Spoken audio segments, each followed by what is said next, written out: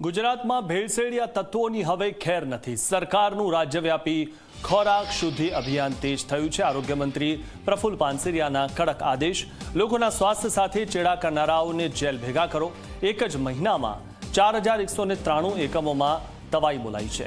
ત્યારે આરોગ્ય વિભાગના દરોડાથી ભેળસેળિયાઓમાં હવે ફફડાટ ફેલાઈ ગયો છે. 1018 કિલો શંકાસ્પદ પનીરનો સ્થળ પર જ નાશ કરવામાં આવ્યો. 1.83 લાખનો મુદ્દામાલ મ્યુનિસિપલ કોર્પોરેશન જપ્ત કર્યો છે.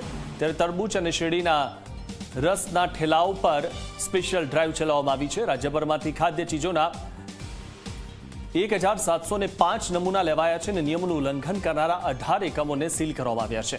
કસૂરવારો પાસેથી 2.84 લાખનો દંડ પણ વસૂલાયો છે. નાગરિકોના સ્વાસ્થ્ય સાથે ચેડા હવે ચલાવી નહીં લેવાય. મંત્રીએ અધિકારીઓ સાથે બેઠક યોજી તપાસ વેગવંતી કરી છે.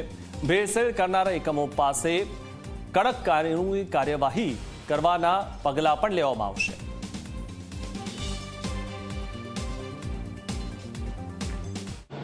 आरोग्य क्षेत्र में मिलावटी दवाओं, ड्रग्स में और नारकोटिक के साथ दवाओं का उत्पादन करने वाली कंपनी पर हमारे अधिकारियों ने तपास की. वहाँ से 1,21,00,000 की दवा जब्त की है.